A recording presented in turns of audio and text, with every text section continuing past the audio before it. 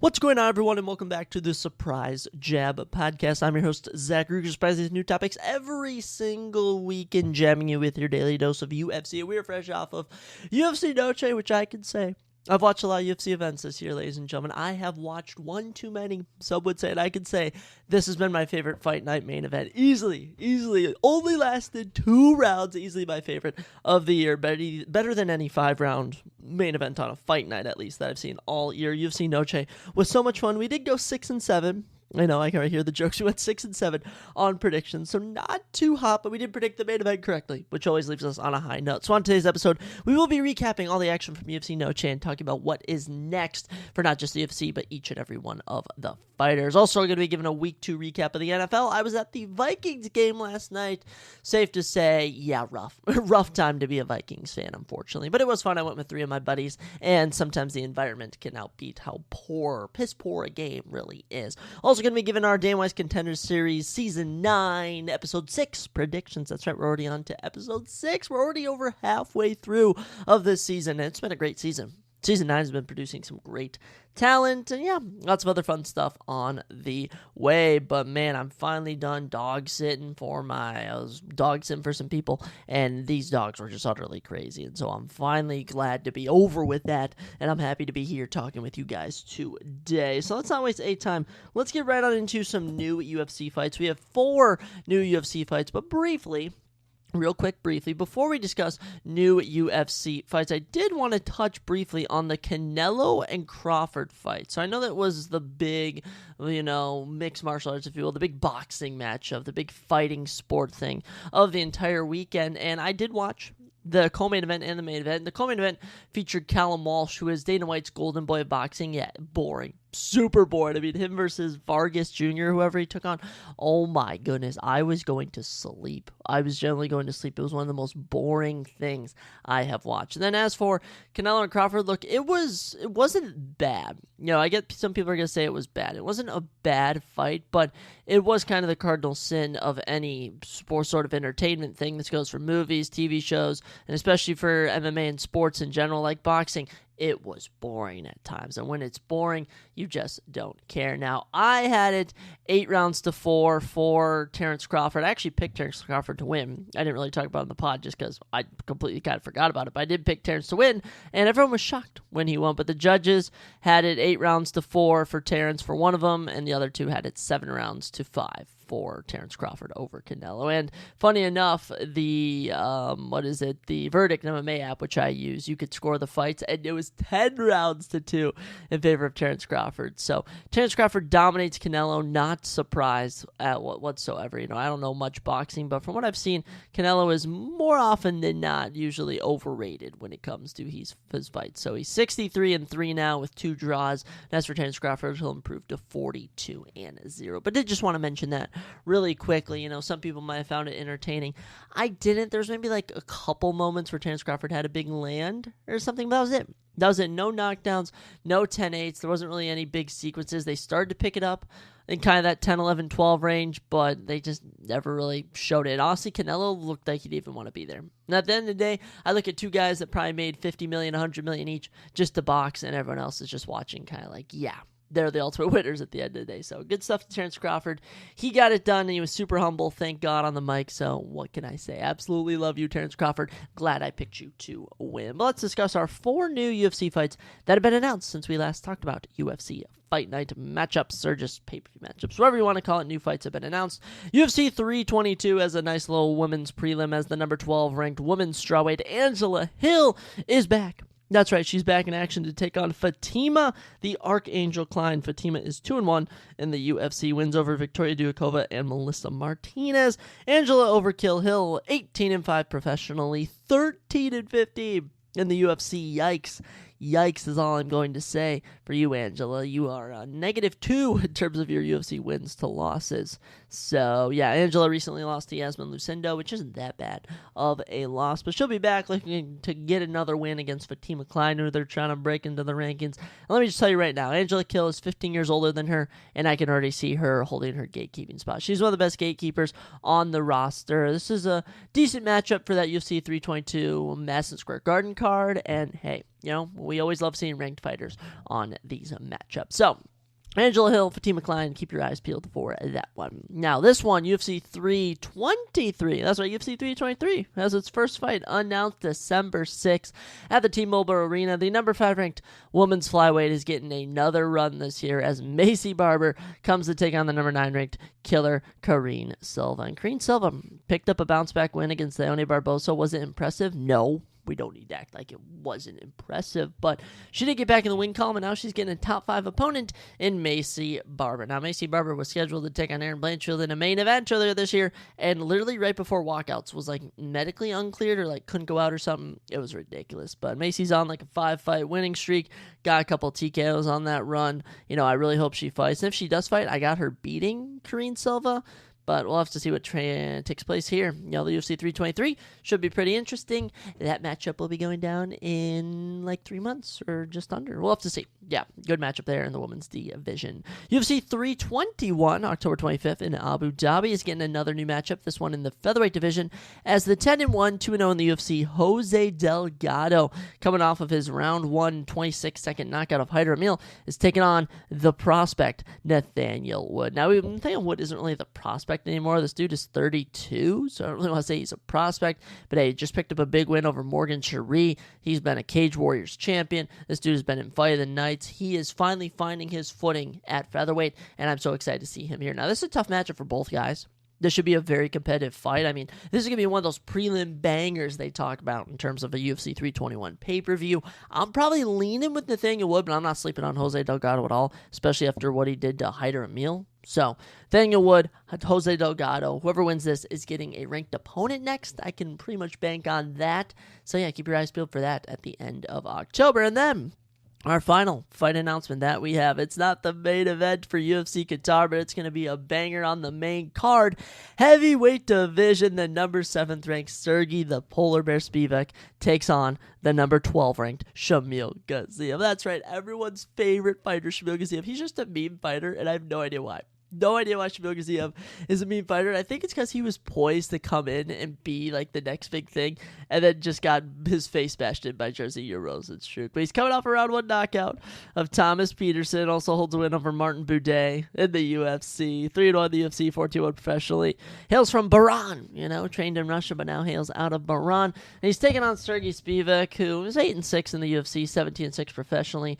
Holds wins over Tai Tuivasa, Derek Lewis, Marcin Tybura. We know a lot about Sergey Spivak. He recently lost to Halton Almeida, which isn't a bad loss at all. But, Sergey Spivak has a pretty straightforward game plan, take you down and submit you. As for Shamil Gaziev, he wants to keep it on the feet and knock you out or TKO you. So this should be a fun one in Qatar. I am pumped for whatever this takes place. So keep your eyes peeled for when the UFC Qatar goes down, because it's going to be a masterclass of a card. But with that, ladies and gentlemen, I say we look at Dana White's Contender Series, because 9.6, that's right, Season 9, Episode 6, is right upon us, and I did take notes. I literally took notes right before this on the fighters and what we can expect, and I have 5 new predictions to give you guys for this upcoming card. I mean, it's been a great season. I'm excited to see these matchups continuing. We have 2 bantamweights on this card matchups. We have a bantamweight to open the show and a bantamweight matchup to close the show. Also have a middleweight matchup, lightweight matchup, and my favorite light heavyweight matchup. So, without further ado, let's dive into it. First off, bantamweights kicking off the card. Rafael Uchegbu takes on Cody, the best fisherman in MMA, Chovanecek. Wow. The best fisherman in MMA is his nickname. I don't really know if that's a nickname per se, but hey, what can I say? Interestingly enough, Rafael coming in is the minus 155 favorite. Cody plus 125 is the underdog. Rafael at 10-1 is 27 years old from England. Of his 10 wins, he has 9 wins by finish, 4 KOs and 5 subs. He's gone 2-0 in Bellator. Those fights were back in 2019, and he did have 1 fight in the PFL. That was in 2022. He currently rides a 4-fight winning streak, and he was originally supposed to fight Lewis Lee Scott back in December of 2023. That's just a fun fight that could have happened. Lewis Lee Scott, of course, fought on, I think it was episode 2. I've been 3 of this season, and he put on a great performance to get a contract. But so it's weird to think that those two could have crossed paths. His last win was in May of 2024, so it has been a while. since he's fought in over a year, almost a year and a half for Rafael Uchegbu. But hey, trains out of England. He's had some tough fights here and there. This should be a good one as he takes on the best fisherman in MMA, Cody Choranchek. I don't know how to say his name, actually. It's Chovanchik. I think it's Chovanchik. I think it's Chovanchik is how you say his last name. But he's also 27. He's from Ontario. He trains at Niagara Top Team, same as top 10 women's flyweight Jasmine Jasudavicius and the prospect in the welterweight division, Mike Mallet, who's actually taking on Kevin Holland coming up here.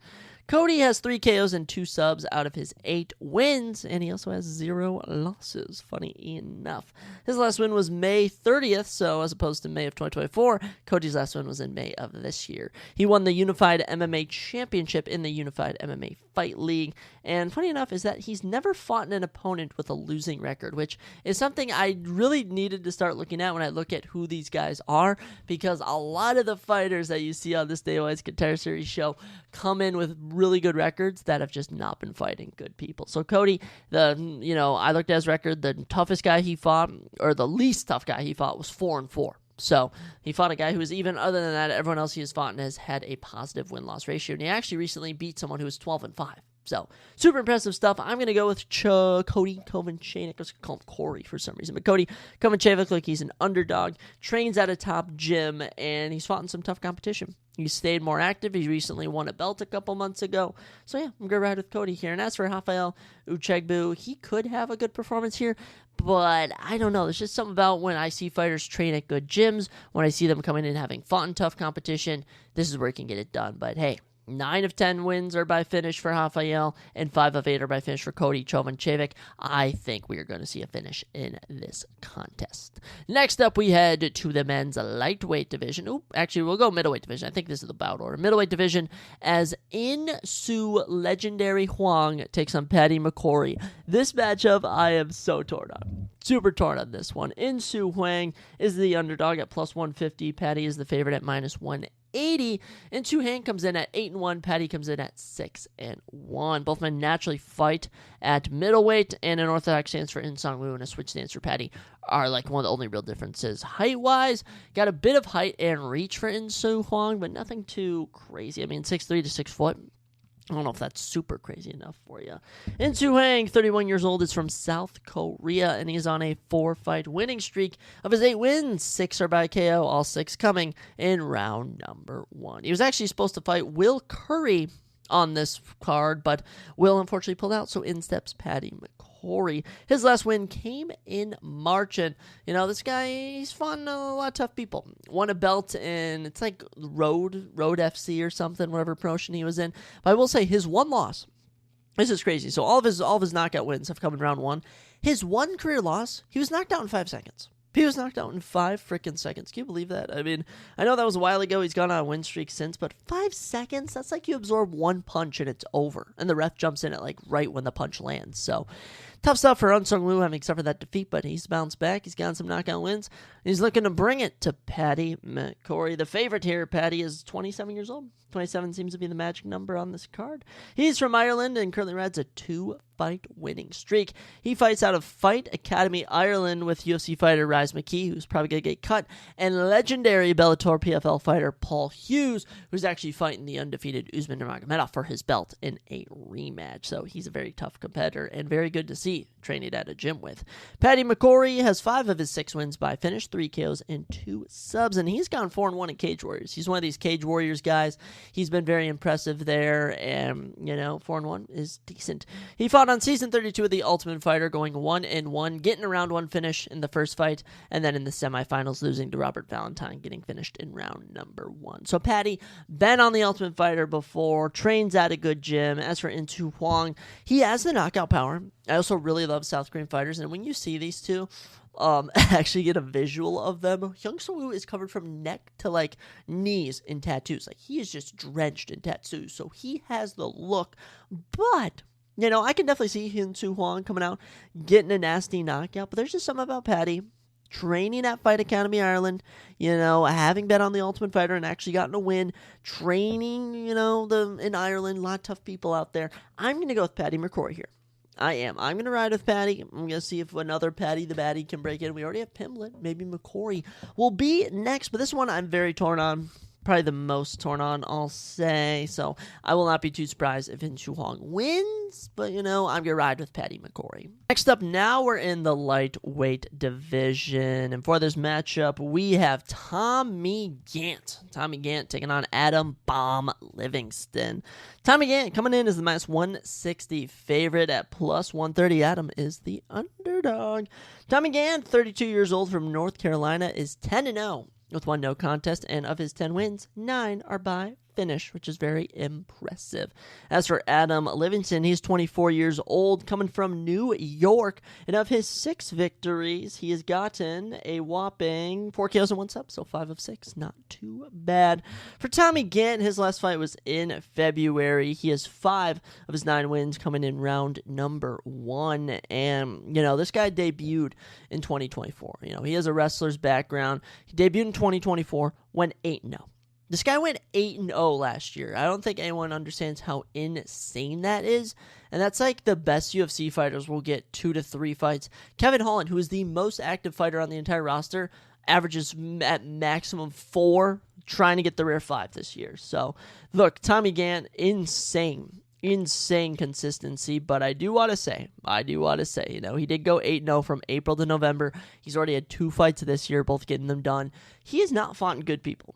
All right, his opponent records, by the way, this is going from his most recent to least recent. 5-8, 2-0, 11-7, 18-23, 7-10, 2-4, my favorite, 10-40. He beat a guy who was 10-40. Yeah, you and 39 other people have beaten this guy, and 2-0, and this was way back in the early stages. So he has not been fighting anyone close to UFC caliber people. Now, I'm not saying Adam Livingston is UFC caliber, but I am saying is that Tommy Gant could be in for a rude awakening in this contest. But hey, 9 of his 10 wins are by finish. He has looked pretty good, and plus he's 32, has that age advantage over the 24-year-old Adam Livingston. He's from New York, of course. Long Island MMA is where he trains, same gym as UFC veteran Brian Kelleher, UFC veteran Gregor Giuseppe, and PFL legend, I think it's Chris Wade. I want to say it's Chris Wade. I think it is. Last name's Wade. He fought in the lightweight division. I recognize the name.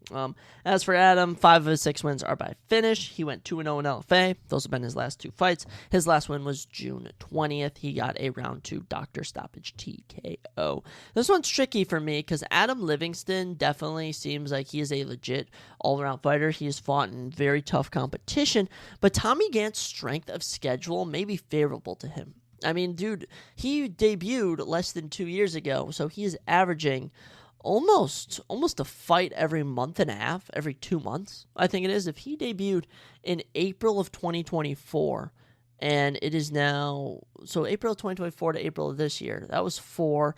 We're now in month number 9. 15 months, he has gotten 10 wins. Wow, that's insane. In 15 months, he has gotten 10 wins. Now, mind you, there was a streak like last summer where he fought 4 times in under a month. So it's absolutely insane. It kind of makes me want to root for him. Adam does train at a decent gym, but he's a bit younger. I do think maybe the grappling could prove as a liability for him. So we're going to go with Tommy Gant to get this done. I am mixing it up with some underdog picks and some favorite picks. So I am going to go with the favorite here in Thomas Gant. With that, ladies and gentlemen, we go to the co-main event, if you will. The second to last matchup. More so, as I'll call it, light heavyweight division. Light heavyweights seem to always, what's the opposite at this point? They seem to always succeed on here. They always deliver, I think is what I was looking for. They always deliver in their matchups. And for this one, we have Muhammad Ali taking on Iwo Rudy Baranowski. Quite the nickname. Rudy is the nickname for Iwo Baranowski. Very funny. Iwo Baranowski plus 185 is the underdog. Muhammad Ali is minus 225 as the biggest favorite on the card. Iwo, 26 years old, from Poland, last picked up a win in March. He is 5-0 with all of his wins coming in round 1, 3 KOs and 2 subs. His longest fight was just under 4 minutes at 3 minutes and 55 4 seconds. Iwo is 17-3 in his amateur career, where he ended on a 10-fight winning streak. So the 5-0 record doesn't really show just how much this dude has fought in his career. We just saw a Polish fighter in Cezar Olkajacek get it done. Will Iwo be the next guy? I don't know. He might, but, I was kind of curious. I'm like, why is this guy 5-0 getting a shot on here? And then I looked, he's had 20 amateur fights, and after starting 7-3, ended winning all 10 of them. So, Iwo coming in over from Poland, looking to bring it as he takes on the biggest favorite, Muhammad Ali. Muhammad, 31 years old, is 5 years older than Iwo, is born in Brazil, but now fights out of Virginia. He trains at Team Floyd Irving MMA, the same gym as former ranked featherweight Sodiq Yusuff, and former, I don't know if he was in main events, but he has provided the best knockout clips you've ever seen, James Vick. Of his 4 wins, he has 3 KOs, and his last win in March was against Jared Gooden. The Night Train, that's right, the Night Train. We all remember Jared Gooden, he used to fight in the Apex 2020 and 2022. Decent name to have on your record.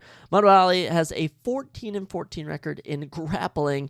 That is right, he is my .500 in grappling, 14-14. That is not 14-14. 4-14, I will say. He has had 14 wins, 14 losses. But I'm a little perplexed as why he's such a big favorite. It must be his grappling. Maybe there's something else I don't know about him. Like, sometimes I don't know. Like, if you didn't know about Gable Stevenson, who picked up a win this past Friday, you would just be like, oh, who's this guy debuting who only has one who's 0-0, and John Jones is in his corner. Maybe it's one of those instances. Which, by the way, Gable Stevenson, get him on the Contender Series in a fight or two. I'd love to see him. They gave Bo Nickel a shot after one. They should maybe just put Gable on here against a really crappy heavyweight. We'll have to see, though. But Muhammad Ali, I like Iwo a bit more. I especially like that he has had much more MMA fights as opposed to Muhammad Ali's more of a grappling background. The win over Jared Gooden was good, but it was a decision. And as for Iwo, he's been finishing guys left, right, and center. So I am going to ride with the man from Poland, but maybe I'll eat it. Maybe I'll have to eat it based on the fact that Muhammad is a -225 favorite. But Iwo at +185, I think will be a good underdog bet for any of you gamblers out there. Maybe I should get into gambling with all the picks I make. I feel like I'd have some success, one would say. But with that, let's get into our featured bout of the evening. It's the bantamweight, which you'll love to see. Maxim Lee takes on Hector Guanche Warrior. It's actually Hecher, Hecher, so I don't know if it's pronounced Hecher Sosa or Hecker Sosa. I'm going to say it's Hecher. Hecher Sosa sounds about right. Hecher's coming in +150 as the underdog. Maxim Lee at -180 is the favorite. We'll start with Hecher Sosa, 30 years old, fighting out of Spain. He is 13-1, the best record on the entire card, in my opinion, and he currently rides a 10-fight winning streak. Of his 13 wins, 9 are by finish, 6 KOs, and 3 subs. His 1 sub loss was over 4 years ago, 3 years ago. Been a while. His last win was in June, and I looked at all of his opponents' records, and they've all been pretty good. He's been fighting some tough guys, left, right, and center, so I do not doubt that he's going to deliver when he steps into the octagon. But he is taking on a man who is the favorite, the 9-0, the man from Brazil, the 26-year-old Maxim Lee. 8 of his 9 wins are by finish, 4 KOs, and 4 subs, and he's gone 2-0. In LFA. Those were his last 2 wins. His last win was in February. So Maxim Lee coming in with a little win streak to his name. Oh yeah, 9-0. He's come all of his wins he has won. I just love these 13-1 guys. I really do. Now Maxim Lee could go out there and starch Hector Sosa, but I just love 13-1 coming out of Spain. I just watched Larian Douglas do it, a week ago. I think it was last week. Yeah, wow, I think it was last week where he starched a guy. He is coming in with a 12-5 record. So these guys that come in with a lot of fights, especially looking at the fact that he has fought in decent opponents, really makes me like Hector Sosa here. And as for Maxim Lee, I'm not going to discredit him. 9-0, 8 finishes is very impressive, but I don't really know too much anything else about him. So I'm going to go with Hector Sosa to get this done. When I look at all these fights, Hector Sosa, Maxim Lee, I could see a decision here. I could really see a fight of the night decision here. For Iwo and Muhammad, I'm betting a finish. Tommy Gant, Alan Livingston, I'm betting a finish. Isu Huang and Patty McCrory, I'm betting a finish. And for Cody Karanchak and Rafael Uchengbo, I'm going to go with a finish. So I'm going to say 4 finishes, main event goes the distance. But season 9 has been perfect. You know, it literally only had the dud in week 1, which was reminiscent of season 7. And here we are. We've already bounced back. We're already delivering with better fights. So I'm excited to see what else happens for the rest of the season. But yeah, that's all we got for DWCS Contender Series episode 9, season 6. Season 9, episode 6. Oh my gosh, I've always been saying it wrong. I'm going to just go 9.6. DWCS Contender Series 9.6. Those are our predictions. And with that, let's get into a little recap of the NFL. Any of my fantasy football fans, you'll like me talking about things, but there are still 2 games tonight, which we'll mention a tinge. But yeah, let's do a little recap, see where everyone's at. And as a Vikings fan, yes, I am very sad. Alrighty, week 2 of the NFL season kicked off on Thursday, and we had the Packers taking on the Commanders. And unfortunately, you know, I did predict the Packers to win, but they won. You know, I don't like picking them to win, but I am accepting of the fact that the Packers do win games. As a Vikings fan, I am always sad to see the Packers picking up wins. But nonetheless, Packers win 27-18. They will move to 2-0, and I believe they lead the NFC North to my tragic dismay. As for the Commanders, they will fall to 1-1. But I mean, not too bad, still second in the NFC East, and the season's early, so you can't say too much. But Tucker Kraft, the best fantasy player of this game, 24.4 points for the Packers tight end. He had 6 catches for 124 yards and a touchdown. Impressive stuff from him.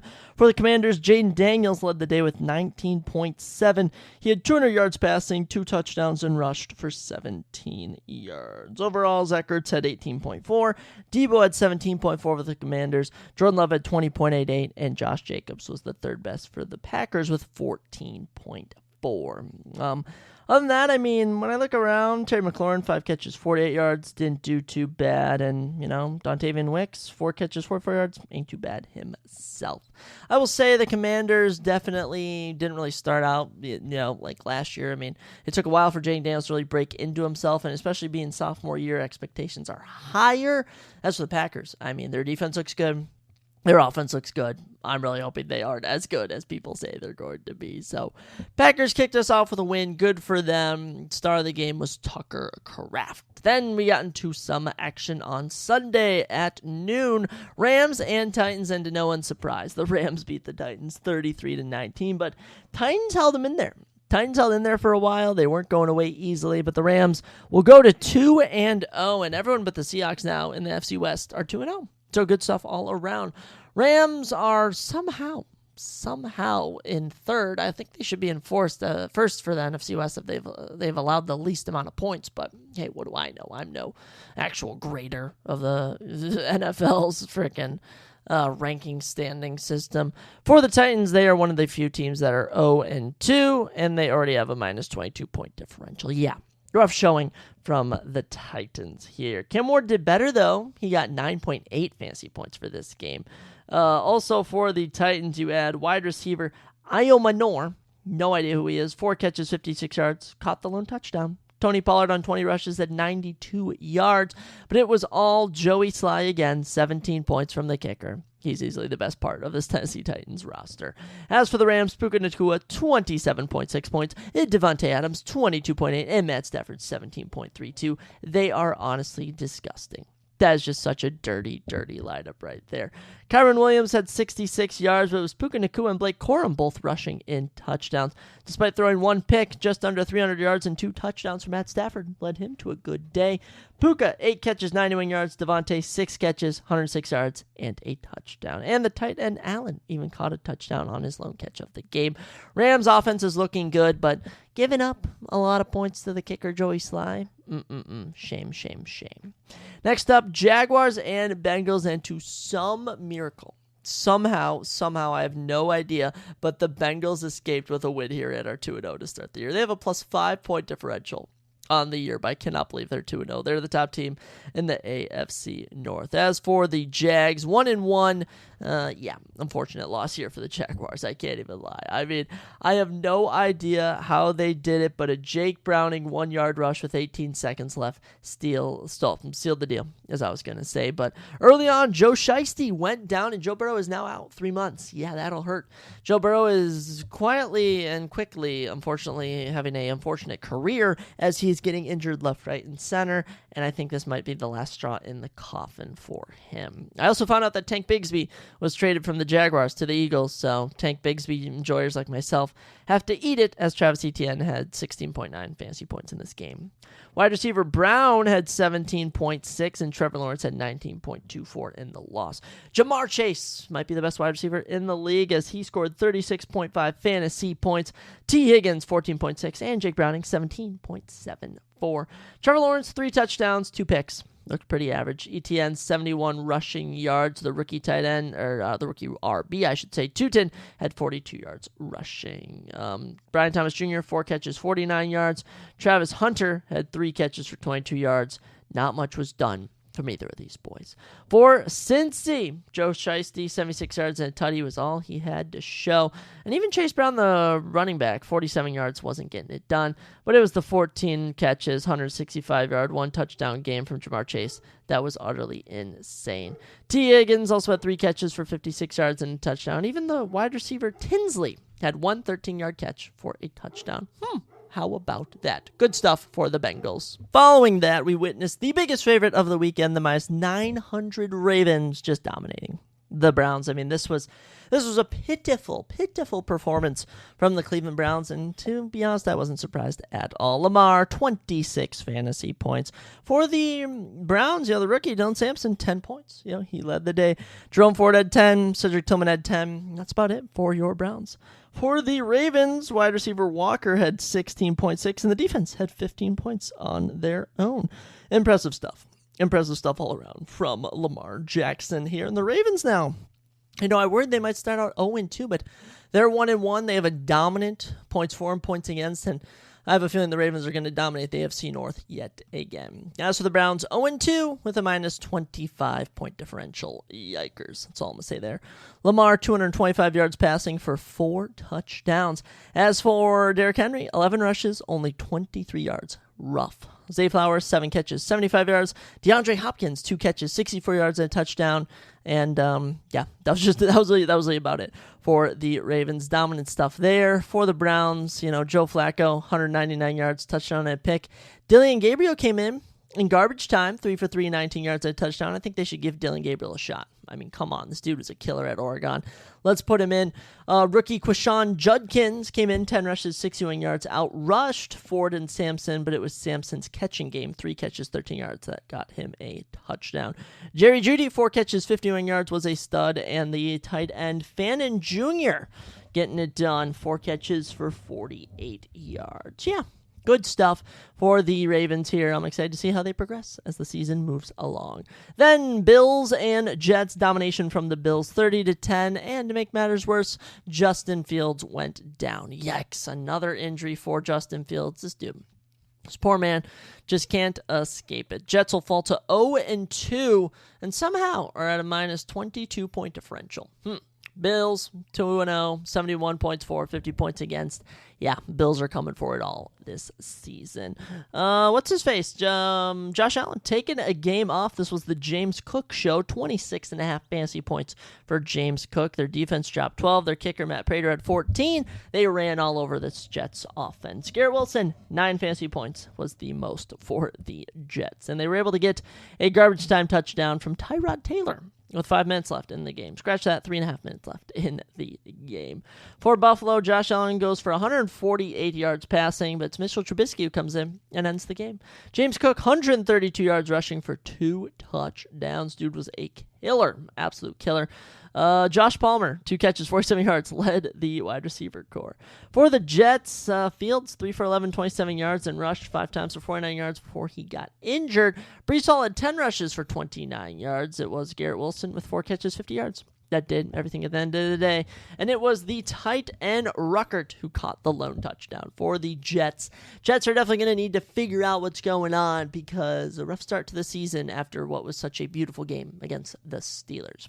Keeping our noon games rolling, this was the only game I predicted wrong out of the entire day besides Sunday Night Football and Thursday Night Football. So I have only gotten 2 predictions wrong this week, which is very impressive. One of which was this game as the Patriots beat the Dolphins 33-27.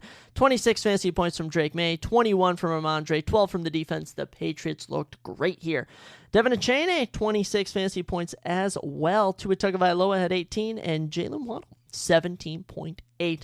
All was going well for the Dolphins. They had themselves a 10-point lead, and then out of nowhere, Antonio Gibson returned a 90-yard kickoff, and Andy Baragalis, the rookie kicker, knocked in a 53-yarder to put them ahead. Yeah, good stuff from the Dolphins up until they fell apart. Drake May, impressive stuff leading a comeback, 19 for 23, 203 yards and 2 tutties. Love to see it. Rookie Henderson, Travion Henderson, 3 rushes, 10 yards. Was not the main backfield man. It was Ramondre, 11 rushes for 54. And at the end of the day, Drake May outran both of them, 10 rushes, 31 yards, and got the tutty. Ramondre also had 5 catches for 88 yards. Crazy. Stephon Diggs, 4 catches, 32 yards. You know, a lot of people caught passes. 1, 2, 3, 4, 5, 6, 7, 8, 9. 9 different Patriots caught a pass. But I'm really happy to see Antonio Gibson just having success in the return game. He was also able to catch a pass. He was able to get 5 rushes in. This guy was such a killer with the Redskins, so Commanders, if you will. And I'm just happy to see him getting some touches here in New England. For the Dolphins, yeah, Tua might actually have CTE. I was watching him in this press conference post-interview, and he was just talking some nonsense. 315 yards and 2 touchdowns is good, but that one pick, that'll hurt. Achane had 11 rushes for 30 yards, but it was his 8 catches, 92 yards, and a touchdown, which really did it for him. Tyreek, 6 catches, 109 yards, was looking good, and Jalen Waddle, 5 catches, 68 yards, and a touchdown, was doing good as well. Unfortunately, Dolphins are not going to like this as they're going to start their season out 0-2 with a minus 31-point differential. Dolphins, what are you doing? Now, as for the Patriots, good win here. They're 1-1, despite having a not minus 1 point differential. Season's still early. This is only week 2.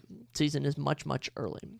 Then, I believe, we had a lot more noon games this year, today, I should say. 49ers and Saints, somehow, the Saints kept this close. I have no idea, but 49ers squeak away with a 26-21 win. That's all I would say. They snuck away with this victory here. 49ers are 2-0, of course, and as for the Saints, they are 0-2, but a good 0-2. They have not played bad through their first 2 games. Christian McCaffrey, 22 fantasy points. Mac Jones, that's right, Mac Jones, 21, and Juwan Jennings, 19.9. Spencer Rattler, 21 fantasy points for the kid. Alvin Kamara at 18, and Juwan Johnson had 15.9, the tight end for the Saints. And it was actually a touchdown from the Saints, which brought it to a 26-21 score, but the defense for the 49ers was able to clutch up.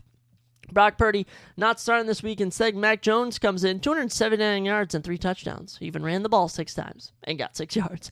McCaffrey ran for 55. Brown Robinson Jr. ran for 20. How about that? Juwan Jennings, 5 catches, 89 yards and a tutty. Christian McCaffrey, 6 catches, 52 yards and a tutty. Ricky Purcell, 4 catches, 58 yards. A lot of people catch a lot of passes here on the 49ers team. Spencer Rattler, 207 yards, threw 3 touchdowns himself. He looked pretty good out there. Kamara ran for 99 yards, also had 6 catches for 21 yards, but it's Juwan Johnson and Rashid Shaheed who both caught touchdowns. Olave had the most yards with 54. I think the Saints are much better than I was expecting them to be, but I will say their one issue is they haven't won. So get the wins going, then you'll be able to find some success. One of the best games of the week was Cowboys and Giants. It actually might be my favorite game of the week so far. A little throwdown in the NFC South, or NFC East, my bad. And Cowboys escape with the win. They'll improve to 1-1. The Giants will fall to 0-2 to start the year. But Malik Neighbors, 37.7 fantasy points, stole the day. Holy cow. Russ, 30 fantasy points. Wan'Dale Robinson, 28 fantasy points. Insane.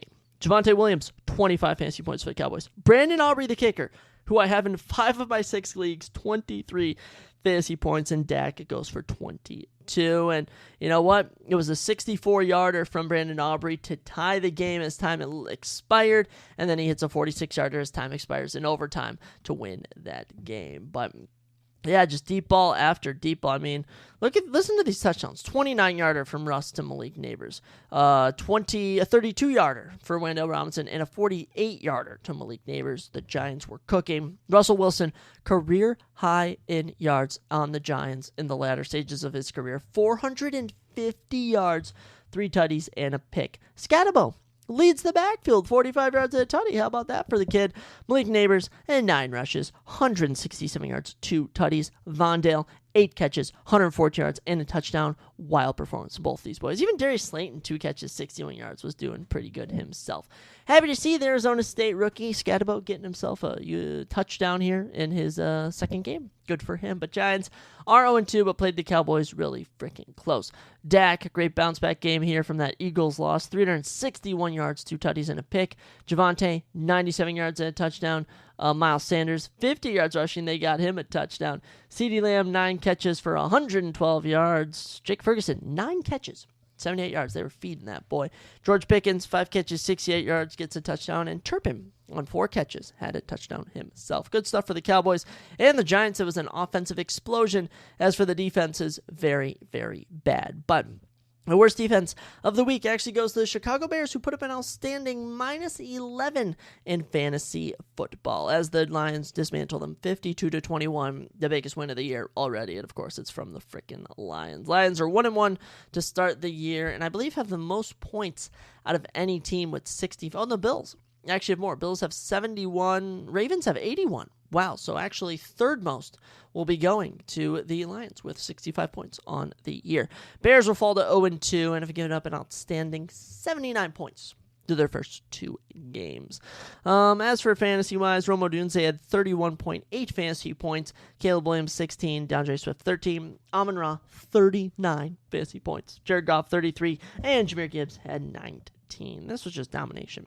And by the way, this was such domination is that with 8 minutes left in the game, Amon-Ra was catching passes from Jared Goff. I mean, this was wild.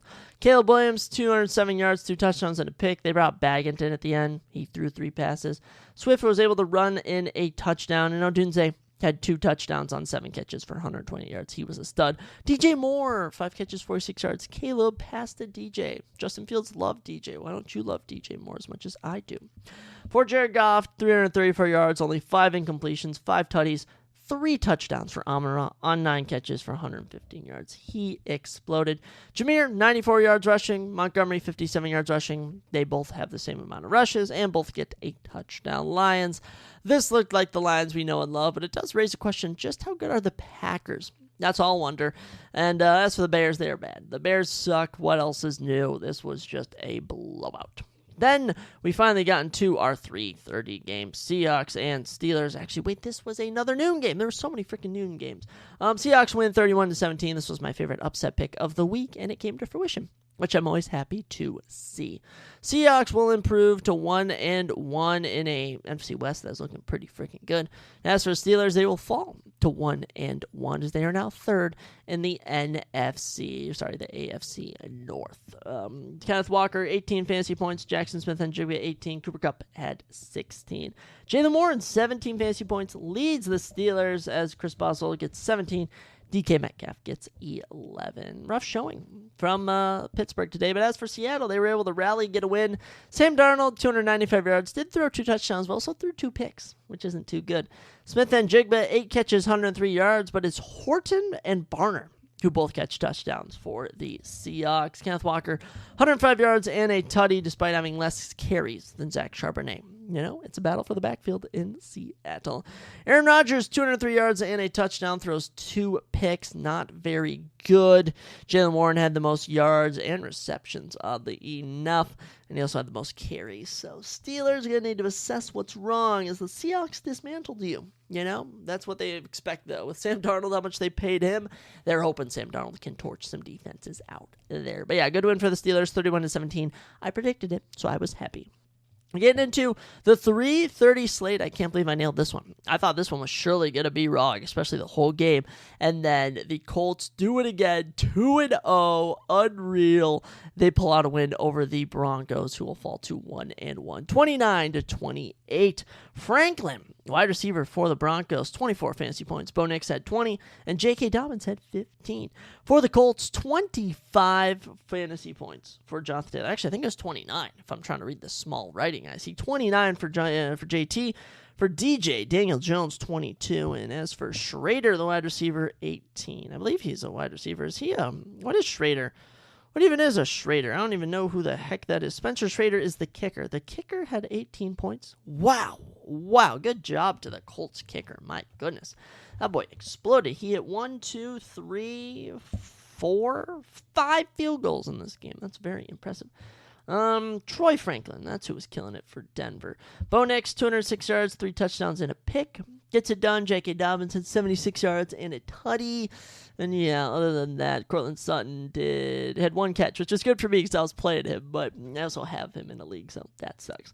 Daniel Jones, I mean, what a start for the kid. 360 yards, a touchdown. Jonathan Taylor runs for 165 yards. Daniel Jones ran in a touchdown. And the rookie tight end Warren, 4 catches, 79 yards, was looking pretty good as well. And Jonathan Taylor, I'm pretty sure had like a 50-yard run, too, after catching the ball.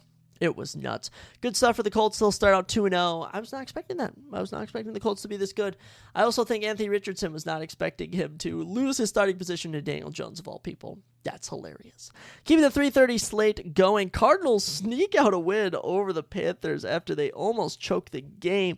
After being up a very impressive 27-9, they give up a touchdown to end the third and 2 in the fourth, but are able to hold on for one final drive to not give up the game. And for Hunter Renfrow for the Panthers, 23 fantasy points. Bryce Young at 21, Chubb Hubbard at 18. I didn't even know Renfrow was on that team. Kyler Murray, 14. Trey McBride, 13. James Conner, 12. Rough showing from the Cardinals despite winning. Bryce Young, 328 yards and 3 touchdowns and 1 pick. 35 for 55. This boy was letting the ball go. They were throwing this way more than they were running it, as Chubb Hubbard only had 10 rushes for 38 yards. Sanders, the tight end, 7 catches, 54 yards. Renfrow had 2 touchdowns. Very impressive. Totoria McMillan, 6 catches, had a 100-yard game as a rookie. Kyler, 220 yards, touchdown and a pick. James Conner ran 1 in. Trey McBride, 6 catches, 78 yards. Harrison is held to 2 catches for 27 yards. Marvin Harrison Jr., that is. Yeah, Cardinals are fraudulent, okay? They almost give up a comeback to the Panthers. They barely beat the Saints. Cardinals are the biggest frauds in their division. You watch and learn right here. They're gonna lose some games. As for the Panthers, I think they could sneak out some wins this year. They just got to start harder. You know, if they started a bit harder, they would get much better. Do much better. I think I meant to say harder. Same thing, baby. Last 3:30 game, Eagles and Chiefs. Was very surprised this wasn't Sunday Night Football. It probably should have been Sunday Night Football, being that I was at Sunday Night Football, and it sucked. Eagles sneak out a win, 20-17. Chiefs start out the year 0-2, and the reigning champs start out 2-0. Good stuff for the Eagles in this one. This was a gritty game. It was a tough game. Saquon, 17 fantasy points. Jake Elliott, 12. Jalen Hurts, 11. Patty the Batty goes for 22.08. Kelsey had 10 fantasy points himself. All came down to the Eagles' defense. At the end of the day, you know, they were up 17. I think they were up actually 20-10, and then the Chiefs were able to get a touchdown, and then the defense just held on to end the game. There's actually some jabbing going on at the end between Chris Jones, defensive endman for the Chiefs, and Jalen Hurts, and Chris Jones was like, I didn't even let you get 100 yards, and Jalen Hurts was like, shut your BA up, we won the game, it doesn't matter, which I guess he's right. Jalen Hurts, 101 yards passing, and also ran the ball for 15 yards. And he ran in a touchdown, though, so at the end of the day, he did get a touchdown. Saquon, 22 rushes, 88 yards, and a touchdown. Also had 2 catches. Devontae Smith, 4 catches, 53 yards. A.J. Brown, 5 catches, 27 yards. This was just a defensive battle. At the end of the day, this was a defensive battle, and the Eagles' defense came out on top. For the Chiefs, you know, Patrick Mahomes actually did pretty good, 187 yards and a touchdown, but did throw a pick. It was the 66 yards rushing for a touchdown that really sealed the deal for him. Kelsey did well. Thornton caught the lone touchdown for them, and yeah, other than that, as Pacheco had a rough game. The Eagles might own the Chiefs now. I think we're in a new era, and I'm just going to hope the Chiefs keep losing. But if the Chiefs don't play, maybe a divisional rival or a really good team, they'll probably blow out teams. So Eagles win 20-17. Good stuff. Good stuff for the Eagles. And then Sunday Night Football, it sucked. I was there. The vibes were not high at the end of the game, but it is what it is. Atlanta defense, 21 points, owned the Minnesota Vikings. This was a actual masterclass from the Falcons, and I got to give it to them. They did really good. I also got to give it to two other people. Bijan Robinson, just under 20 fantasy points, and Parker Romo, the kicker for the Falcons. It was legit. Falcons defense, Bijan Robinson, and Parker Romo. Other than that, I mean, Drake London and Kyle Pitts had like a couple catches. Darnell Mooney had like 2 catches. It was insane. It was insane. They did give Algier a lot more carries at the end, which was a bit perplexing, as Bijan was killing us. I mean, 143 yards rushing on 22 rushes. Also had, 3 catches for 25 yards. He was doing good. But Michael Penix Jr. locked up, only 135 yards. He was sacked a couple times. Our defense did pretty good. But at the end of the day, when the offense isn't clicking, nothing's going to get done. JJ gets 11 fantasy points, but other than that, we'll record at 8. Jalen Naylor 6. Not going to cut it. J.J. McCarthy, 158 yards, 2 picks, 3 fumbles, 2 fumbles lost. Really bad game from the rookie. Really bad. 11 for 21. He did not do good. 5 rushes for 25 yards, but 4 turnovers. J.J. McCarthy, what are you doing? What are you doing? 4 turnovers is abysmal. Jordan Mason, 9 rushes, 30 yards. That's nothing to talk about. Justin Jefferson, 3 catches, 81 yards is literally the only high spot. And Adam Thielen almost had a touchdown, but we were stuffed at the goal line. Just awful performance from the Vikings here. I am very disappointed. Very disappointed in the Minnesota Vikings. They will go to 1-1. And as for the Falcons, they will move up to 1-1 as they look to pass the Bucs. I think if the Bucs lose tonight, then the Bucs hold a win over the Falcons. So Falcons will be locked in for the number 2 spot in the NFC South to round out the week. But yeah, overall, not too impressive from the Vikings at all. They'll look to bounce back next week, but I don't know if they will. As for tonight's game, you have 2. You have the Chargers and Raiders, and you have the Buccaneers and Texans. And for these games, I will be rooting for a couple players. I will be rooting for Mike Evans and Jacoby Myers. I have both of them, and I will be hoping that they both do very well. I'm also hoping Brock Bowers plays. That would be pretty good. I'll be rooting for Brock Boy. Don't really hope Lad McConkey or Baker do well, personally, so I won't be rooting for them. I'll be rooting for Genty tonight, Ashton Genty. Love him. And if Nico Collins wanted to get like 40 fantasy points, I wouldn't even be mad at that myself. I also have like Buka in a league, but I don't think it's going to matter. But yeah, at the end of the day, I really hope Genty has a breakout performance so then I can trade him to another team in fantasy. Kind of like use him, you know what I'm saying? Like buy low, sell high. Buy low, sell high. Yeah, that's the terminology I was looking for. But yeah, week 2, pretty exciting. Was it as good as week 1?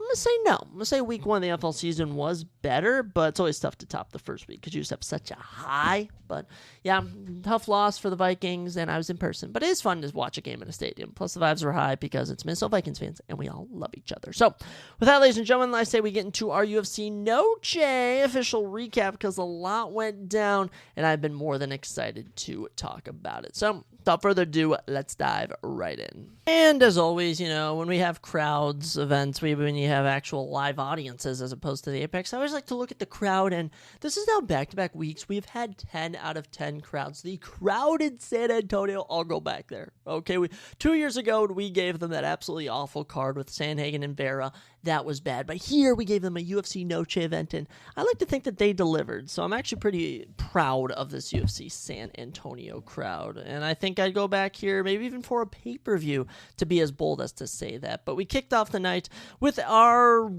Ultimate Fighter 33? I think this is the season 33 finale, our second finale in the men's welterweight division as Daniil Donchenko took on Rodrigo Cienciano. And to my surprise, I knew Daniil Donchenko was going to win, but I did not think he'd dominate in the fashion that he did. And honestly, Rodrigo Cienciano looked pretty good coming out, but once we got in here, it was all Daniil Donchenko. Rodrigo was hunting for takedowns, was able to land one. Daniil was able to get back up, was piecing him up on the feet. In the 4 minutes, 27 seconds that this took place, 39 seconds strikes to 10, 42 total strikes to 10.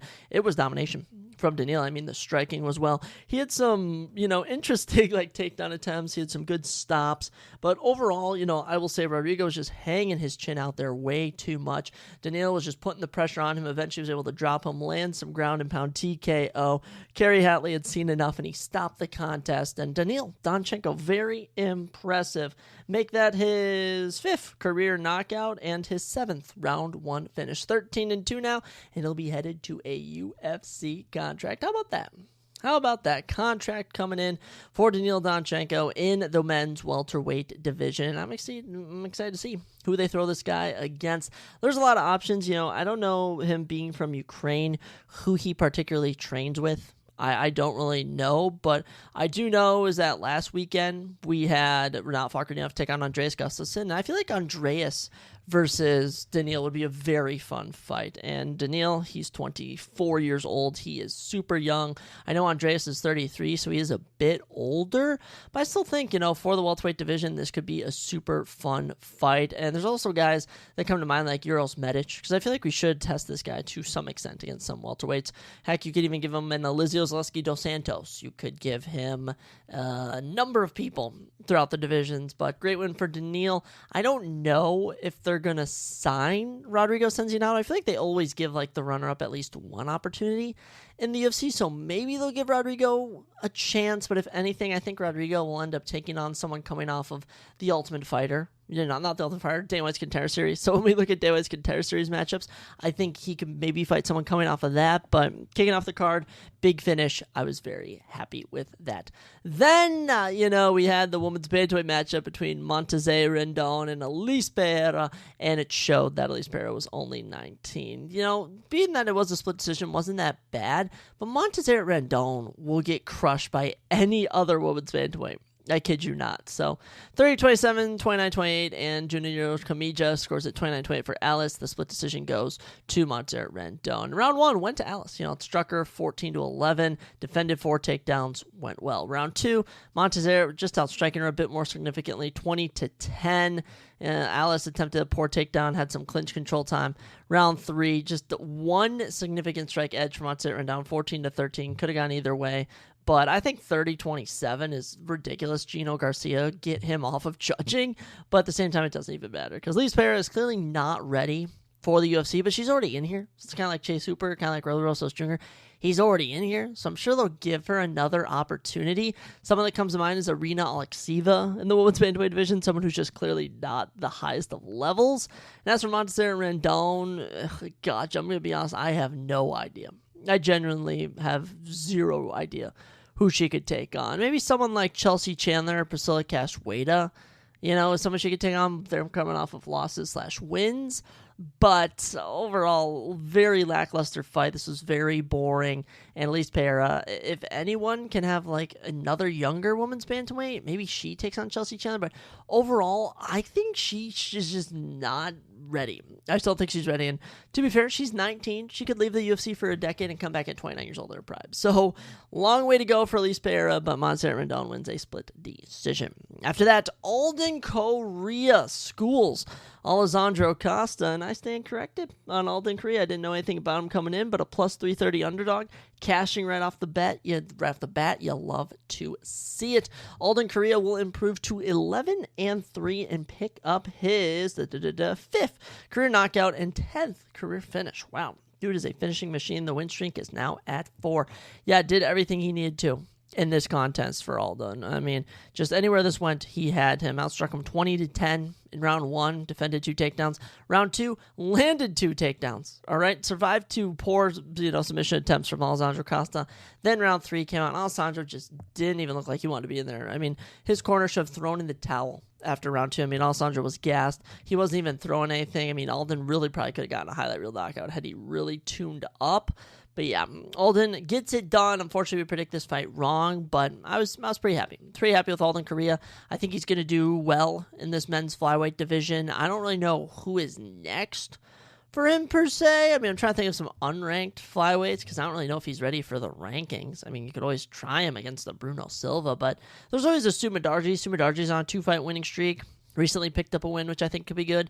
This could also be a good fight for someone like Loner Kavanaugh, but I think they might try and build him back up, per se. There's always Andre Limas. I mean, it depends how high of a level they want this guy to fight at. I think that's my question. It's how much do you want to test this guy? Because maybe even someone like Kaya Sakura, if we want to give Kaya Sakura one last shot in the UFC, this could be someone who he takes on. So, good win for Alden Correa, and also Alessandro Costa. I mean, after watching him here, I know that he's gone win-loss since coming to the UFC, but coming off of Dana White's Contender Series where he got a contract off of a split decision win, he's gone 2-3. So he hasn't done too much, and I'm thinking when we talk about the Andre Limas of the world, we talk about these guys coming off of Dana White's Contender Series. I know we've had a couple flyweights this season. I think those are going to be who's next for Alessandro Costa. I don't think someone who's really talented is going to be what's next for him. So that's what I got. But Alden Korea trains at a good gym, been doing good lately, and he picks up a finish in his UFC debut, so can't complain about that. Then, next up, the middleweight division, Zachary Reese, Cedric Dumas. There's no better way for this fight to end than a 51-second nut shot where Cedric can't continue. Now, this wouldn't be as good as it is. This wouldn't be as entertaining as it is, I should say, if Cedric hadn't been talking all week, about how he has no money in his bank account. He has $23 to his name, and he can't survive a nut shot. Now, I'm not saying, hey, I've never taken a nut shot from a professional fighter and then expected to continue. But, I will say being hit with a nut shot and not continuing is a rarity in MMA. Mind you, it was the first one, too. And I think this should just be, I saw a lot of people saying, we could just run this fight back. No, I just say we cut Cedric with this.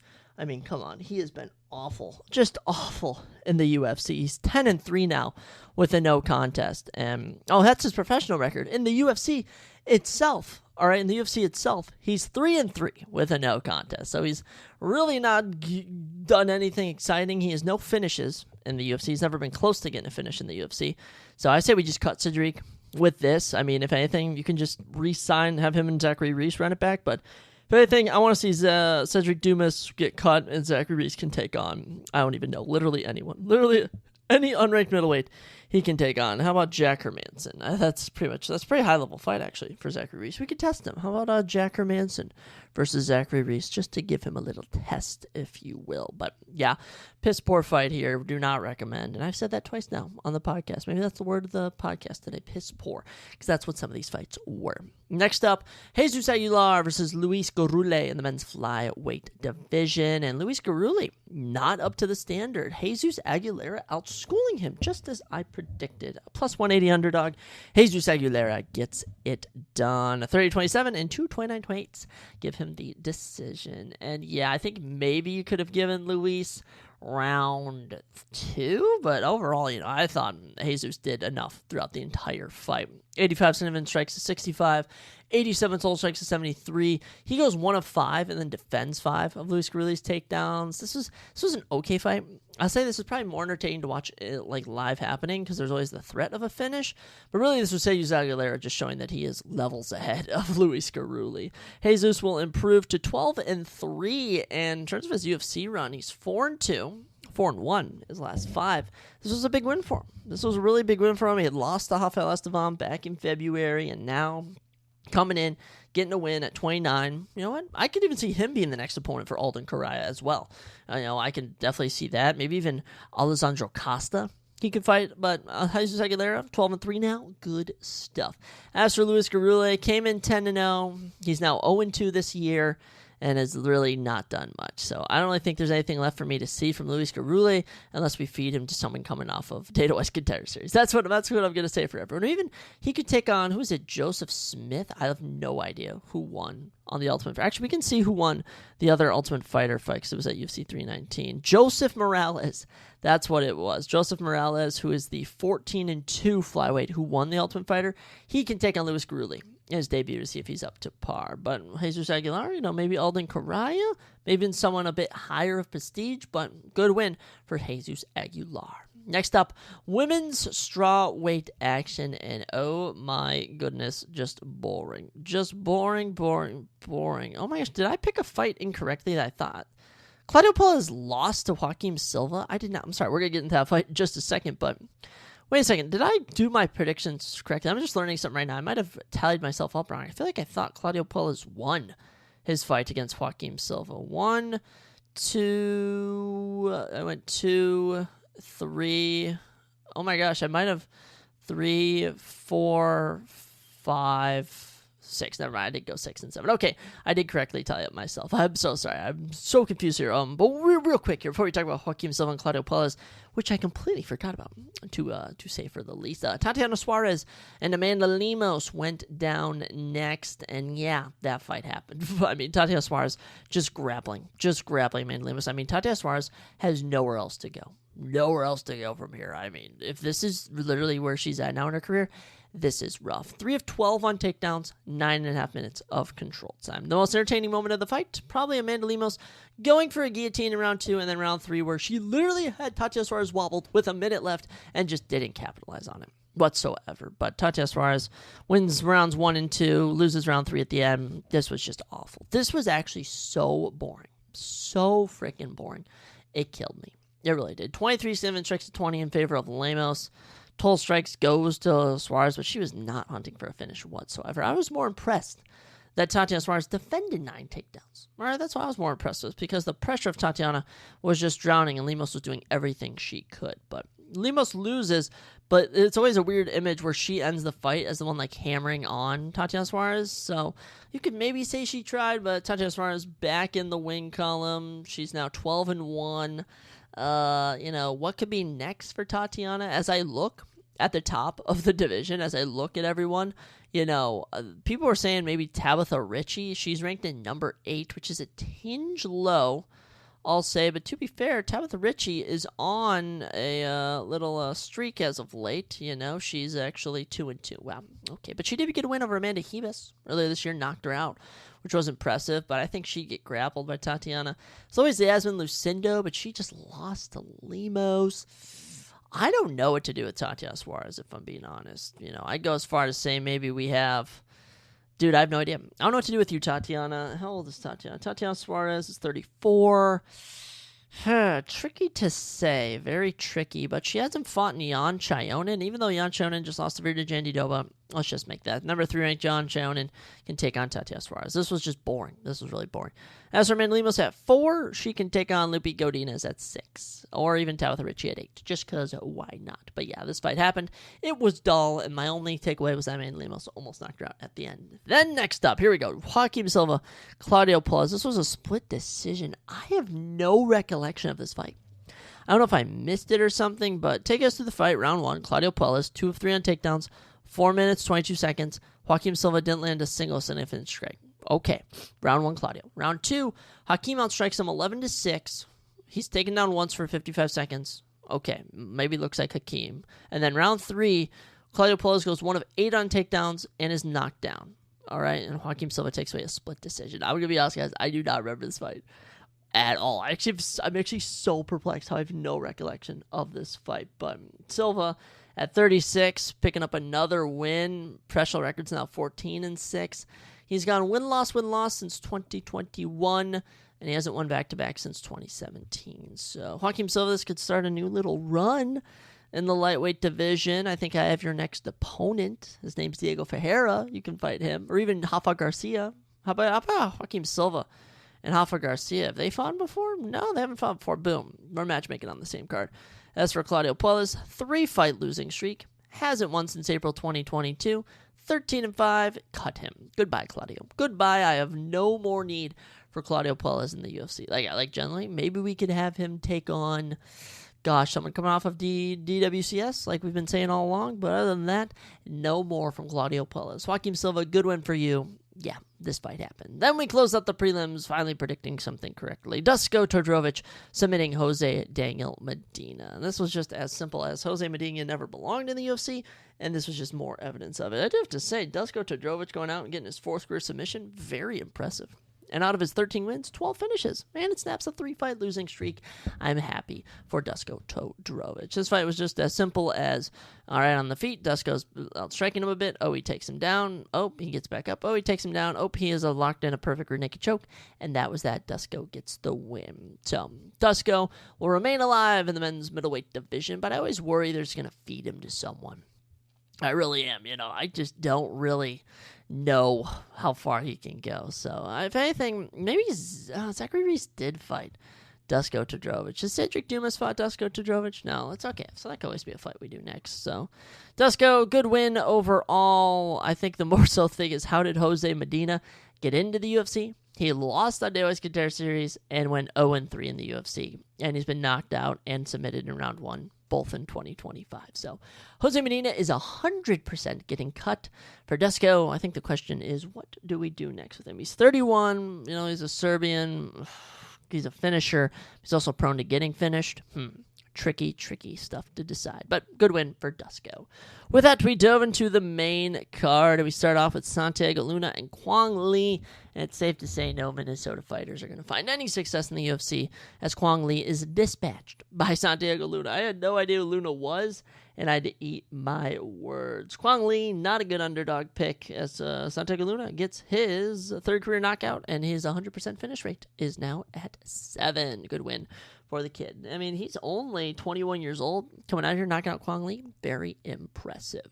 I mean, simple as that is that Kwang Lee couldn't handle the power, shot for a takedown, didn't have any success. There was some control time on the cage. And then, yeah, once he just got in the open court, he dropped Kwang Lee. Kwang Lee got back up, trying to survive, got dropped again, and that was night. Goodbye to Kwang Lee. I think your UFC run will end there at 1-3. That may do it. But for Santiago, just getting started. Just getting started for this kid. Bantamweights, we love to see it. As for Santiago, who could he potentially take on? There's unlimited bantamweights. There's literally unlimited bantamweights. Let's go last weekend to Paris. Was there a bantamweight? Okay, there wasn't a bantamweight on that card. What about, let's try in China. Any China bantamweights? Su Yongyu won. Su Yongyu is 16-3. He is 30 years old. He is 2-0 in the UFC. Oh, he's 3-0 in the UFC. That might be too big of a challenge for Santiago Luna, but it is a name. It is a name he could take on. So, Santiago Luna, you're a killer. You're a savage. And I regret not picking you. I can admit when I'm wrong. I can admit I wish I would have picked you, but I didn't. I rode with the man from Brooklyn Center, which is right near me, like a couple towns over, in Kwang Lee. So, Kwang Lee, knocked out in round 1. Not going to get it done. I think that'll do it for your time in the UFC. After that, we got it going again. There we go. We're picking fights correctly. Alexander Hernandez knocks out Diego Ferreira. If you had told me earlier, start of the year, that we were going to see the turnaround, career turnaround, not just turnaround, but the career turnaround of the great ape, Alexander Hernandez, I would not have believed you. But lo and behold, this guy just knocked out Diego Ferreira in round number 2. I can't even believe it. I really can't even believe it. I mean, Diego Ferreira had been finished, I think, 3 times in his career, all of them by knockout, but he'd been finished 3 times in his career out of 25 professional fights.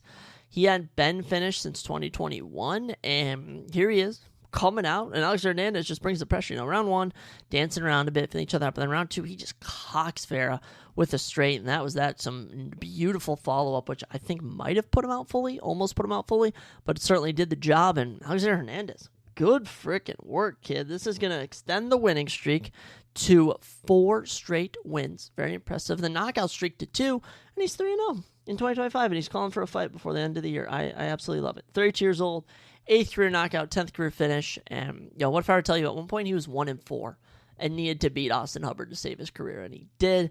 Then he beat Kurt Holloway, and now he's since knocked out Chase Hooper and Diego Ferreira. 2 great names to have in the year 2025. They are just fantastic names to have. So, Alexander Hernandez, I don't know what to do next with him. He called out Michael Chandler, and is it wrong? I would love that fight. Can we do Michael Chandler? Can Michael Chandler fight and someone coming up and an up-and-comer? Can he do that? Can we have that fight take place? We could even have him fight Mauricio Ruffy, at 15. I think Grant Dawson at 14 might be, a stylistic unadvantage, but hey, Michael Chandler at 12, Mauricio Ruffy at 15, Grant Dawson at 14. I would love to see any of those fights for our boy, Alexander Hernandez, getting it done. Very impressed. As for Diego Ferreira, he's 40, 2-fight losing streak. You can call it. I don't think Diego's going to call it, but you really could. I don't really know who he is left to fight.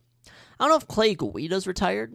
Does anyone know if Clay Guida is retired? Because if Clay Guida is not retired, how about these 2 fight? I only want to see him fight aging veterans. All right, and he's fought in Michael Johnson, and he's fought in Beneil Dariush, and he's fought in guys like that, but maybe Rafa Garcia, if anything. But yeah, I think Diego Ferreira should either retire or just fight someone close to his age bracket. If he keeps fighting younger people, he's going to get knocked out more. But Alexander Hernandez easily getting one of the best finishes, especially for your career on this card. Good stuff for the great ape. After that, middleweight division, Kelvin Gastelum missed weight. Kelvin Gastelum missed weight, and every time he misses weight, I swear he somehow wins. I have no idea how he did it, but he did. Calvin Gastelum beats Dustin Stolfus after missing weight, and dude, Calvin has the worst cutting I've ever seen. This dude, he misses weight so often. 64 Cinnamon strikes to 57 in favor of Dustin Stolfus. 69 total strikes, 58. Dustin goes 1 of 6 on takedowns for 2 minutes of control time.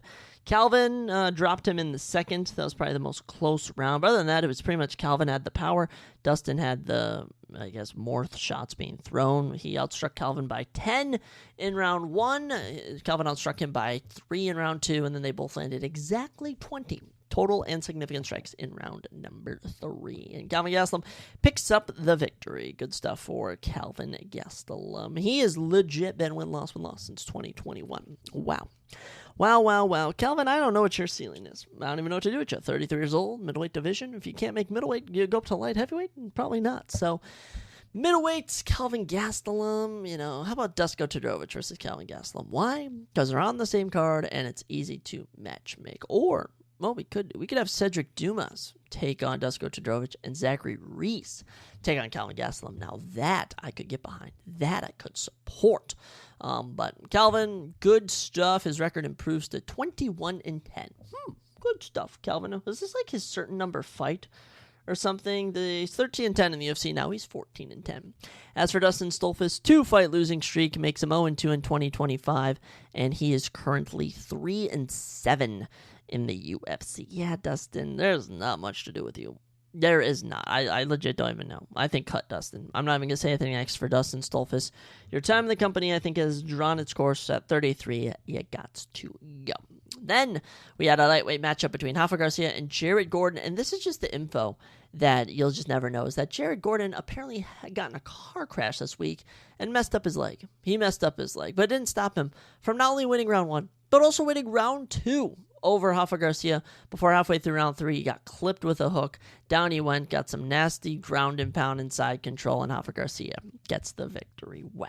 Just wow. And Rafa Garcia, it's only his second career knockout. How about that? Good win for Rafa Garcia. His nickname is Gifted or something like that. I mean, I don't know. It wasn't that most entertaining of fights, but good win for Rafa. 2-0 in 2025, 2-fight winning streak. He's 4-1 in his last 5. He's 6-2 in his last 8. Oh, he's actually 6-4 in the UFC, if you want to actually go with that. But Rafa, he's been doing all right. I'll say, he's 31, still some time to enter his prime. But I mean, if Alexander Hernandez doesn't get a ranked opponent, Rafa and Alexander could be a good throwdown. Joaquim Silva versus Rafa Garcia just screams a matchup you should make. Yeah, a lot of options. As for Jared Gordon, if you're good in a car crash, I think you're going to fight, I think it might be time to hang it up. I don't know, 37, he's had a good run, he's 21-8, but if the injuries are going to keep piling up, it might be time to call it quits for Jared Gordon. But if you are going to stay, there's always Claudio Puelles. There's always a name like Claudio Puelles for you to fight. But yeah, decent fight overall. Good win for Rafa Garcia. Good stuff. 2-fight winning streak. Then we got to the co-main event, and this is going to be the first division shaker that we see. It's probably the biggest thing that's happened in a while, as the number 9 ranked Rob Font has lost to the unranked David Martinez. David is 27 years old. This is going to make it 9 straight wins in a row for him. He was originally supposed to fight Carlos Vera, who is notoriously not a good fighter. Carlos Vera pulled out. Then on short notice steps in Quang Lee. Alrighty, he's going to take on Quang Lee now. A bit higher of a competition than Carlos Vera. Then Raul Rosas Jr. has to pull out to injury, and he gets the co-main event shot against Rob Font. And I am so glad they gave him this decision. He won round 1, just from outlanding more. And Rob Font came back and won round 2. But then round 3, he dialed up and he broke Rob Font. I physically watched Rob Font break out there, and it was kind of satisfying to see. I can't even lie. 30 significant strikes to 23, 50 total strikes to 23. I mean, you had Rob Font shooting for takedowns 5 times. Didn't even land any of them. And David Martinez was getting in his face. He was egging him on. He was then slipping. He was then power shotting him. And I was like, this dude is impressive. And David Martinez is going to go from unranked to ranked at number 9. Now, Rob Font was ranked at number 9. I don't know if they're going to debut David Martinez at number 9. They may debut him at 11, but they may put Ahmed Zahabi and Henry Cejudo over him, which, by the way, I have no idea how Henry Cejudo is in the UFC rankings. I actually just noticed that. Henry Cejudo hasn't even won since coming back. He's lost to Aljo, Marab, and Song Yadong. So why is he even in the rankings? So why is Marcus McGee in the rankings? Dude got outclassed by Petr Yan. So Dave Martinez, we can debut him at any spot right now, but an excellent win for David Martinez. And this was only his second fight in the UFC. Salmon Oliveira to Rob Font to I'll be ranked number 10. Crazy. For Rob, first loss since December 2023. The snaps his 2-fight losing streak, and he did not look good here. 38 years old. His age is showing, and the New England cartel has completely fallen apart. It is in shambles. So, what's next for Rob Font? I'm going to go with Vincius Oliveira. I think Vincius Oliveira is next for Rob Font. Maybe even... No, I really like the Vincius Oliveira pick. And as for David Martinez, people are saying maybe Marlon Vera. But there's also guys like Marcus McGee and Kyler Phillips if we wanted to kind of have him fight someone else in the lower half of the top 15. But if we want to make him prove himself, Marlon Vera's up there, Mario Batista, and Umar Nurmagomedov, whoever loses that could be an option. There's a lot of stuff to do there. But good win for Dave Martinez. Probably one of the bigger upsets on this card. With that, we went into our main event, ladies and gentlemen. And this was the greatest main event of the year. The greatest fight night main event of the year, I should say, because oh my goodness. Diego Lopez, Gene Silva, fight of the night and performance of the night for Diego Lopez. Crazy. The number 2 and number 10 guys in the featherweight division showing out. This was insane. I'll tell you what was more insane, being a Diego Lopez fan, because I was watching with my mom, and she was kind of like, yeah, Gene Silva looks kind of scary, but I'm like, no, trust in Diego Lopez, the lone cowboy. He had the mullet, he had the stash, he looked like a bad ash. And round 1, I mean, Gene Silva clearly had the power. Gene Silva clearly had the power advantage, but we forget just how good of a chin our boy, Diego Lopez has. 43 significant strikes to 10 in round number 1. Diego Lopez set up a takedown beautifully on Gene Silva, catch him off guard, was in top mount. I do have to say it was so impressive for Gene Silva to survive top mount against Diego Lopez, but he ate a lot of strikes. 86 total strikes to 43 in this contest. 50 came in round number 1 against Gene Silva. So Gene Silva got dominated, he got cut open, he was bleeding, and Diego Lopez was looking good. Then we transitioned to round number 2. Round number 2 lasted until 12 seconds left in the fight. 33 significant strikes to 31 in favor of Gene Silva. But Diego Lopez landed 2 takedowns. Gene was able to get around them, but he was landing really clean. And I have to say, you could tell the hard shots were landing at Diego Lopez. And they kept saying, like, oh my gosh, Diego Lopez is wobbled. He never looked wobbled at all. He was just eating really hard, really clean shots that would have put out Charles Jourdain. Shots that would have put out Melsik Bagdasarian. Shots that would have put out Bryce Mitchell. But know who they didn't put out? The number 2 ranked Diego Lopez. He eats these shots. And honestly, Gene Silva's getting the better of him. And then out of nowhere, Gene Silva just starts running at him. And he starts trying to hit him with some spinning elbows. And he keeps trying to lean in. And as he's going in to get him, Diego Lopez hits him with a spinning elbow, drops him, lands some nasty ground and pound. I mean, Gene Silva's face was gushing so much blood. Ref had to step in. I think it might have been Mike Beltrán. He was like, this is it.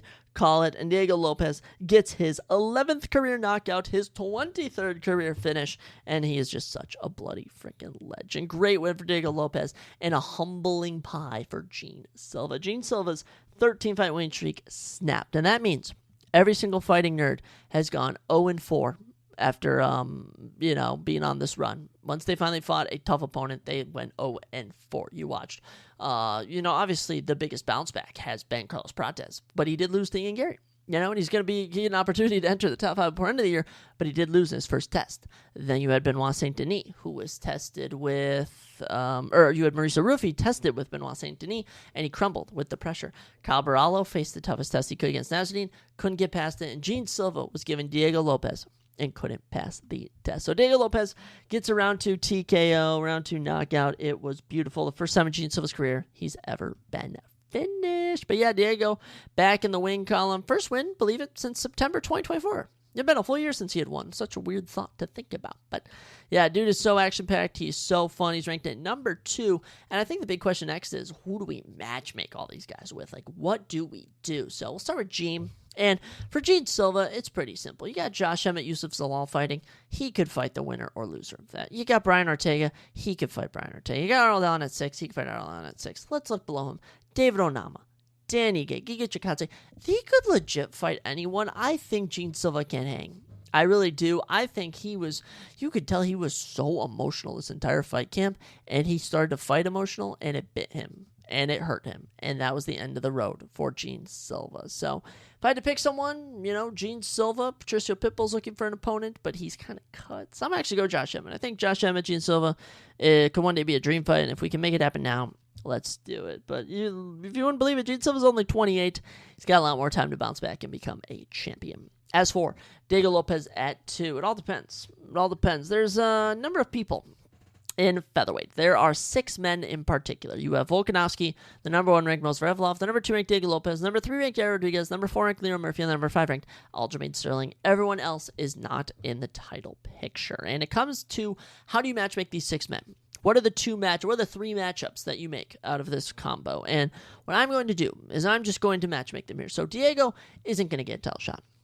I don't think he should get one, but there's 3 options here. There's Aljo, Liron, and Yair. All right, he's not rematching Mosvar just yet. That should be for the belt. You have Yair, and I think the Yair one is the one I want to go with because I think it would be the most fun. I think it would be insane because they hate each other. Yair hates him, and watching Yair get finished by Diego Lopez would be so satisfying. Now, the Leron Murphy one, I don't really think anyone wants that. I think it's Leron Murphy takes on Volk or bust. That's really what I think is going to happen. But then, if we do those matchups, we can have Mosvar and Aljo rematch. That's only the last person Mosvar beats. So it doesn't make sense. So here's what you're going to do. You're going to have Aljamain Sterling and Diego Lopez fight. And I think we're not going to get the Yair and Leron fight.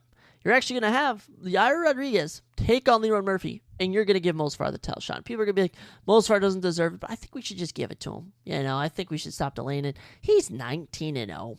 He's 9-0 in the UFC. I don't care what anyone says. That is impressive unto its right, and I think he should be rewarded with a shot, nonetheless. So, Mosvar versus Volk, Diego Lopez versus Aljo, and Yair versus Leron. That's what you should do. Now, if you do Diego and Yair, I will not complain whatsoever. If you give Diego Lopez a title shot, I won't complain. But, yeah, it was a freaking wild main event. I mean, it had me out of my seat. I was going nuts. And the fact Diego Lopez won, too, was fantastic. This was my best fight night main event of the year. Was it the best event? It might have been top 5 fight nights for sure. But I do think the Paris event as a whole was better. We just ran into some boring duds, like Montserrat Randall Sparrow, boring. Cedric Dumas and Zachary Reese, the no contest, that was boring.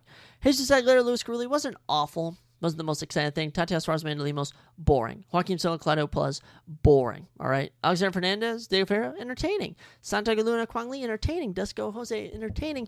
And then Calvin and Dustin, not the most entertaining. And Dave Martinez, round 5. At the end of the day, it was just distance striking for 3 rounds. So, overall, UFC Noche, was it the worst UFC Noche of all the 3? Yes. But that's like saying the last 2 have been 8 out of 10s, and this was a 7 out of 10. So success overall. We got a lot of fighters walking away. I believe they gave Santiago Luna, the 21-year-old, a $50K performance bonus, which is probably super high for him at 21 years old, getting $50K bonus. And yeah, overall, good stuff. Excited to see what's next for each and every one of the fighters. As what's next for us, ladies and gentlemen, well, we take this upcoming weekend off as it'll be WWE WrestlePalooza, which we will be dropping our predictions on the next episode. We will also be recapping week 3 of, we'll be recapping Dana White's Contender Series, episode 6, and we'll be giving our week 3 predictions for the NFL. And I'll maybe even do a little mini recap on our 2 Monday football games. But in terms of our next UFC, we then go all cylinders firing until Thanksgiving after our break. We head to Perth, and the Perth card is looking pretty good. Absolutely loaded with fights. As of right now, it has 1, 2, 3, 4, 5, 6, 7, 8, 9, 10, 11, 12, 13, 14, 15 fights. And I think they're going to try to get up to 17. Wow, insane. Carlos Ulberg, Dominic Reyes. And the main event, Joseph Jr. Tafa, Ivo Aslan on here. Jack Jenkins is in action. Jimmy Crute in action. Jake Matthews takes on Neil Magny. Tom Nolan, Justin Tafa, and a new heavyweight debuting Louis Sutherland. Navajo Sterling, Rodolfo Bellado's a banger. You have Loma Lukbumi and Alexa Thanera. Jonathan Mikalev and Oban Elliott's in action. Colby Thicknees is back. Jamie Malarkey's back. You have the debuting Michelle Montoya in the women's bantamweight division. Debuting heavyweights in Brandon Parrish and Alicia Ellison. And you have a man who fought on either episode 2 or 3 of this past season Dana White's Contender Series, Cam Ralston, making his debut against Andre Petrosky. UFC Perth is going to be fantastic. fantastic. And then, of course, after that, we're then going to UFC 320 in Las Vegas. Then we go to Rio for Oliveira and Fiziev. Then we get Rainier Day Ritter and apparently a short notice replacement because apparently Fluffy Hernandez is out. British Columbia, going to need a new main event in Vancouver. Hello. Then UFC 321 in Abu Dhabi. Then we're at the Apex. Then we're in New York City. Then we're in Qatar. And then we go on Thanksgiving break. And then it's UFC 323. Then we have UFC Vegas 112. And then the year's over just like that. So appreciate the days you have. Live presently, ladies and gentlemen, because time just seems to fly by, in my opinion. So with that, ladies and gentlemen, I will send you all on your way. A lot of fun in week 2 of the NFL. I went 4-2 on my fantasy football teams, which isn't too bad. And I have potential to go 4-2, I think. I think the potential is there, but I have lost officially in 2 leagues, unfortunately. So with that, I will see you all next time on the podcast. Make sure to, say your prayers, get in touch with the Lord. Just so you all know, Jesus loves you all so much, and he has such great plans for your lives. And even when, times are struggling, even when you don't know what's going to happen in the world, you can lean on him, and you will find peace, and you will find encouragement. You may be like, oh, Zach, that's super silly, but you know what? Don't knock it until you try it, because it is one of the most positive things you can do in your life. Ladies and gentlemen, I'll see you next time on the Surprise Jab Podcast.